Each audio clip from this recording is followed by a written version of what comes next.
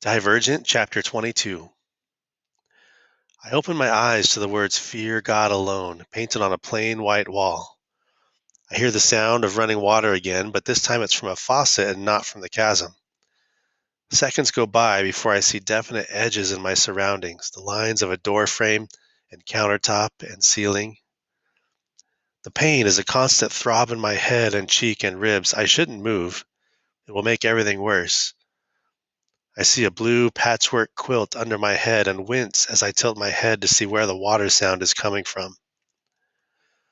Four stands in the bathroom with his hands in the sink. Blood from his knuckles turns the sink water pink.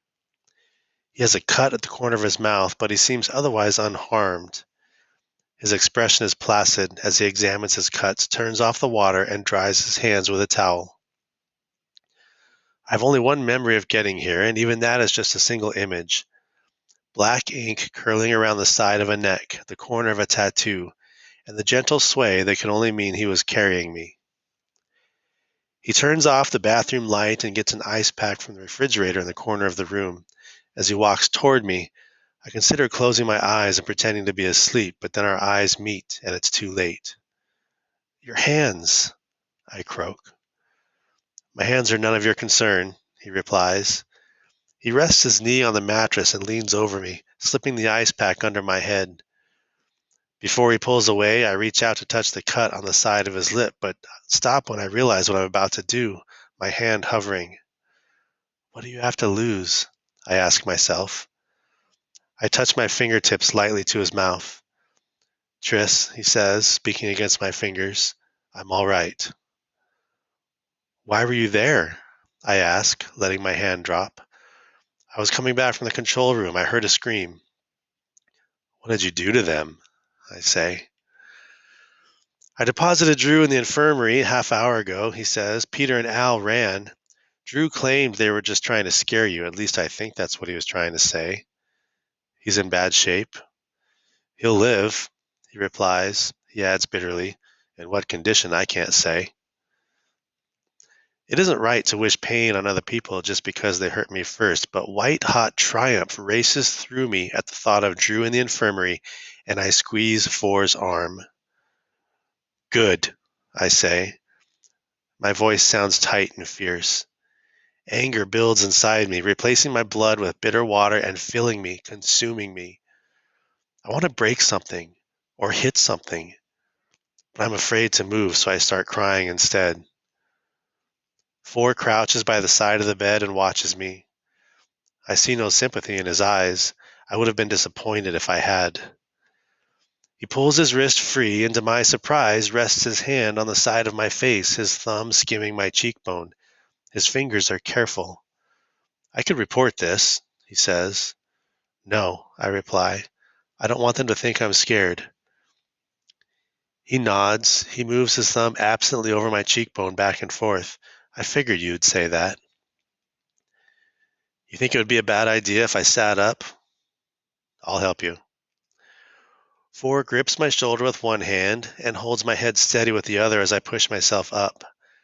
Pain rushes through my body in sharp bursts, but I try to ignore it, stifling a groan. He hands me the ice pack.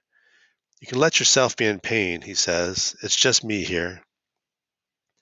I bite down on my lip. There are tears on my face, but neither of us mentions or even acknowledges them. "I suggest you rely on your transfer friends to protect you from now on," he says. "I thought I was," I say. I feel Al's hand against my mouth again, and a sob jolts my body forward. I press my hand to my forehead and rock slowly back and forth. "But Al, he wanted you to be the small, quiet girl from Abnegation," Forrest says softly. "He hurt you because your strength made him feel weak, no other reason." I nod and try to believe him. "The others won't be as jealous if you show some vulnerability, even if it isn't real." "You think I have to pretend to be vulnerable?" I ask, raising an eyebrow. "Yes, I do." He takes the ice pack from me, his fingers brushing mine, and holds it against my head himself. I put my hand down, too eager to relax my arm to object. Forrest stands up. I stare at the hem of his t-shirt. Sometimes I see him as just another person, and sometimes I feel the side of him in my gut like a deep ache. You're going to want to march into breakfast tomorrow and show your attackers they had no effect on you, he adds, but you should let that bruise on your cheek show and keep your head down. The idea nauseates me. I don't think I can do that, I say hollowly. I lift my eyes to his. You have to. I don't think you get it. Heat rises into my face. They touched me. His entire body tightens at my words, his hand clenching around the ice pack. Touched you, he repeats, his dark eyes cold. Not in the way you're thinking. I clear my throat. I didn't realize when I said it how awkward it would be to talk about, but almost. I look away. He is silent and still for so long that eventually I have to say something. What is it? I don't want to say this, he says, but I feel like I have to. It is more important for you to be safe than right for the time being. Understand? His straight eyebrows are drawn low over his eyes. My stomach writhes, partly because I know he makes a good point, but I don't want to admit it, and partly because I want something I don't know how to express. I want to press against the space between us until it disappears. I nod. But please, when you see an opportunity, he presses his hand to my cheek, cold and strong, and tilts my head up so I have to look at him. His eyes glint. They look almost predatory.